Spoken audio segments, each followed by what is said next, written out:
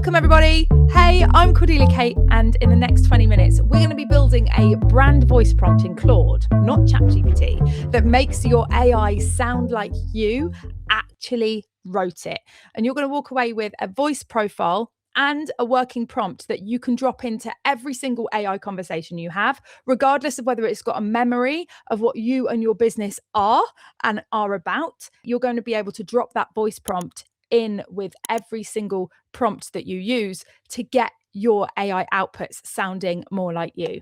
Because right now, you're possibly rewriting half of what ChatGPT gives you, or maybe you're just putting it out anyway. But you've got this inkling feeling in the bottom of your tummy that tells you it doesn't quite sound like me, does it? It's not quite got the edge, not quite got my quirk. It's not quite there. And so today we're going to fix that. And this is going to be game changing because it means that we can be producing AI content off the back of how we sound and what it is that makes us human. And this is how we should be using AI. We want to take AI and get it to elevate our humanness and make us more human rather than outsourcing our personality to AI and becoming part of the AI soup that is becoming social media.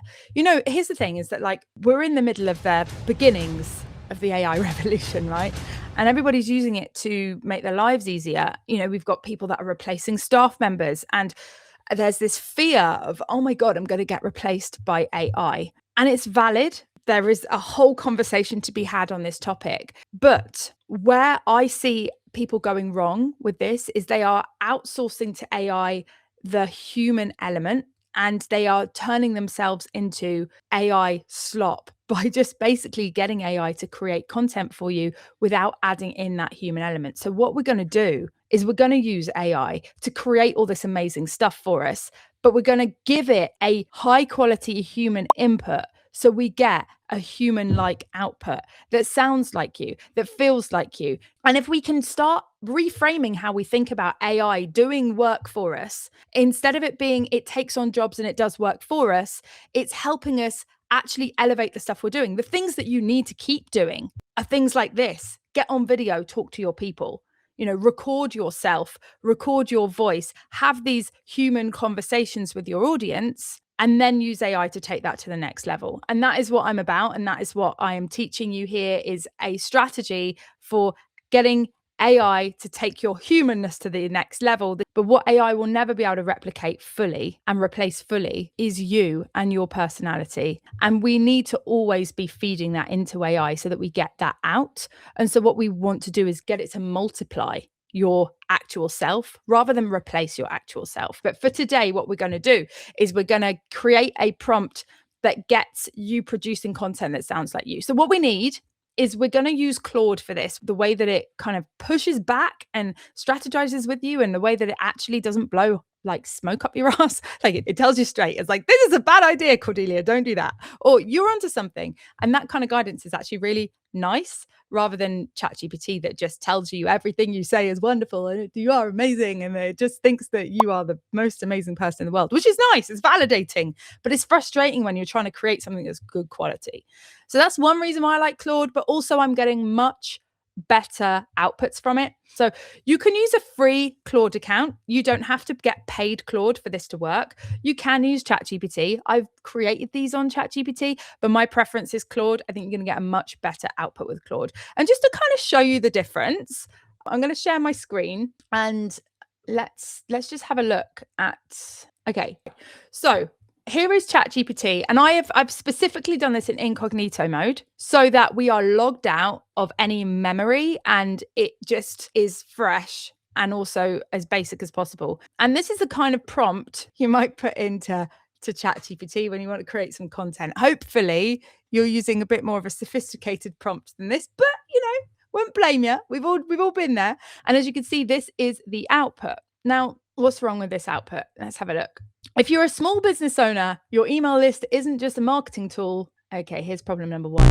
Problem number one is we have an M dash. I don't know if you've noticed this, but people are pushing back on AI generated content. So if you're creating content that has an M dash in it, it is big giveaway AI content. What's going to happen is most people are going to get to this part of it and go, oh yeah, they didn't write this. I can't be bothered to read it. You are trying to get people's attention. Attention is a currency. So we're going to make sure that we do not have this inside our prompt. By the end of today, you're going to have a voice prompt, but you're also going to have a humanizing section that makes it pretty human as well. But we're going to make sure those never show up in your copy ever again. It's one of your most valuable business assets. Here's why. You own it. Unlike followers on social platforms like Instagram and Facebook, your email list belongs to you. No algorithm changes, no sudden reach drops, no platform shutdowns, direct access to your audience anytime. Now, look, there's nothing structurally awful about this, apart from it's missing one key thing: your personality.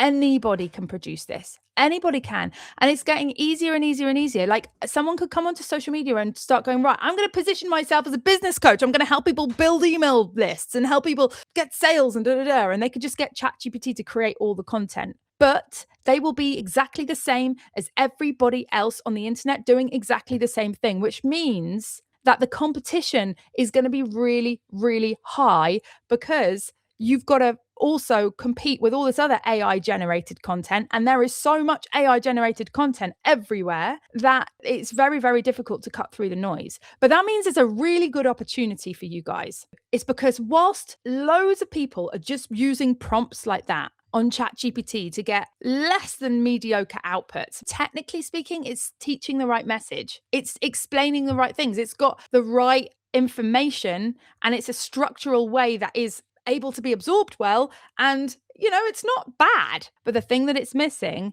is personality. It's missing the edge that makes you human. And if you can encapsulate that edge and make sure that it uses that, then you're going to have an edge against all the other content out there on social media, because it is you. And look, I've been saying this for a long time, but it is more relevant now than it has ever been before. You are the most important asset in your business. And I know that sounds cliche, but hear me out a second. There are billions of people out there, and there is only one of you. And that means that nobody else can really do you as well as you can do you. And so you want to capitalize on that and do you really well, so that you are being the wildest, most extreme version of yourself. And I don't mean that means you need to be crazy and you need to be wild, because it has become so easy to create a faceless brand. And it has become so easy to just churn out a shitload of lukewarm, crappy content using ChatGPT or even Claude that doesn't have your edge and doesn't have your personality. But what that means is that you're in high competition with everybody else on the internet that can do that now at the click of a button really, really easily. So the thing that's going to make you stand out isn't being better at your job or having a better set of features in your program. It is your personality. It is the thing that makes you human. So we're going to give it the human input so that it can replicate that and then output it. But in terms of just asking it to do stuff, you could say to it, oh, be more human. It doesn't understand that. It's not going to just become more human because you told it to. You've got to tell it what the nuance is, what the rhythm is, and all these kind of things. So just wanted to quickly, let me go back onto here and just show you what the Claude output version is, just so that you can see the difference of that prompt. Set exact same prompt put into Claude. And I would say it's a lot better in terms of the structure already of it being a social media post. If you compare it to ChatGPT, it's given me hashtags for one. That's nice. It's given me a call to action, which is really nice. So strategically, it's a lot better in that sense. Whereas like ChatGPT has not given me anything that makes it strategically work in that way. And then in terms of the tone of voice or in terms of the structure of it, your social media following can disappear overnight. Your email list can't, without even putting any serious prompt in there that's getting it to say who we're talking to, what the purpose of this post is, like why we're writing this post, and what we're trying to get people to do off the back of it. It just kind of is like intuitively got it. This is pretty good. And then it's basically given us some useful content. If you haven't started yet, today's the best day to begin. Drop a heart in the comments if you're ready to start building yours, or DM me and let's talk strategy. That's pretty good going, considering the prompt is really crap and it's got no voice. But here's the thing. Anybody can create that. As you can see, like it was a case where you would get a crap output with ChatGPT, and it's like, okay, well, you need to understand what goes into creating a really good post. And then you can get ChatGPT to create good output. It's like, if you understand copywriting and you understand marketing, then you're going to be able to mold this prompt so that it produces quality. But now you can see with Claude, it's like, you don't even need to do that. You can put a really shit prompt in and you're getting good quality out. So it is becoming more and more important for you to find that edge with your humanness and you to use that in your prompts so they are like you. And video content is important as well. And that's what we're going to do actually today is we're going to take a transcript of some video content, but I'm going to just say that we could create voice prompts for different scenarios. And the one that we're going to create today is we're going to create one for marketing content. So I'm going to take the transcript of me delivering marketing content, which is a live show episode. Now, when it comes to you finding a transcript or some kind of input, you want to have a think, where am I at most myself in a setting that is suitable for the tone that I use when I'm creating marketing content. So it could be that you've got a live training session that you've done for your community or for your clients or for someone else's community. It could be a talk that you delivered on stage. It could be actually a piece of written content that you wrote yourself or really captures you. What you don't want to do is do what a lot of people might do by accident. Don't go and get a piece of copy that AI has written for you, like a blog post on your site that you're like, yeah, that was really great. I really like that. I want to sound more like that. Because you're going to get AI content and you're going to plug it into AI and you're going to get it to create you AI content with that. And listen, when we start programming AI with AI to create stuff that's AI and we take the human side out of it, that's when we get AI slop that has got no personality, no edge, and is the same as all the other generic crap that's on the internet that we are literally swamped with at the moment. So find yourself a good chunky piece of copy. I'm going to get a transcript from an hour's long talking. Like that's quite big. Doesn't have to be that big, but we, get something that's nice and chunky. And then what we're going to do is we're going to go into Claude. Now I'm going to use Opus 4.6, the current best model on Claude. You could use Sonnet, you can use the free version, but I'm using the best because if I've got the best, I'm going to use the best. And in terms of copywriting, some of these models, like on ChatGPT, sometimes the best one actually was worse at copyright. 4.0 was great at copywriting, and then 5.1 was like not that good. And it's because it was prioritized for more like coding stuff. And I think it lost a bit of personality. Loads of people kicked off about it. But anyway, with Claude, actually Opus 4.6 is their most advanced model and it's their best writer as well. So get yourself a transcript of some kind. And then what we're going to do off the back of that is plug it into, I've got a couple of prompts that I'm going to show you just now. And those prompts are going to be getting it to analyze your voice. This voice prompt, we're going to create it in 2, maybe 3 steps. Let me just get my prompt open. Here's my prompt. I'm going to give you samples of my writing. I'm not actually. Let's change this. I'm going to give you samples of me speaking. I need you to do a deep analysis of my voice. Analyze these layers, rhythm and structure. This is really important. Do you know we speak with a rhythm? I interrupt myself a lot and then change direction and da-da-da. These are things that are human nuance. They make me me. And it's super important to encapsulate part of that. Now, understand that if I'm writing, I'm going to sound a little bit different than if I'm speaking because I'm not going to be including the ums and the likes and the knows that I say way more than I wish I did. So those things, we don't necessarily want them. However, what we want is rhythm. And you'll find that when you have a look at content that ChatGPT's or Claude or any LM has written for you, it's got a very AI rhythm. And that's one of the things that if we can break that rhythm, we'll start sounding more human. I use a lot of ellipses, a lot of like more than one exclamation marks, capitalize the odd word, for instance, and there's a bit of emphasis in the way that I would write. So just kind of breaks that rhythm. Now, then you will just paste. So I'm just going to grab one and paste that there. Now, be prepared because this is where you got to get a bit vulnerable. It's gonna call me out on all my umming and ahhing and how waffly I am, and that's okay. I don't care. Remember, those things are the things that make me human. That humanness is the thing that's going to be the most scarce and the most sought commodity in this ever-growing AI world that we are in. So it's fine. It's fine. So here we go. Your sentences swing wildly between long stacking run-ons and punchy fragments, and that's the engine of your energy. Sounds like me. So look, I'm not going to read you all of this, but you can have a read of your output that you get from this, and you'll be like, whoa, okay, this is interesting. Nice to have a bit of self-awareness of these things, but it's really important for encapsulating. You would not be able to encapsulate yourself that well. By the way, the angle, it might be a bit that we've got a bit of a narrow view on this. So I've given it one recording of me talking about systems. So it's going to think I'm systems mad. It's not wrong. I am systems mad, but just to point that out, that you might want to give it a bit of breadth if you find it's coming out with stuff that's too specific. So the next prompt, now turn that analysis into a voice profile prompt I can paste into any future conversation. Let's say AI conversation.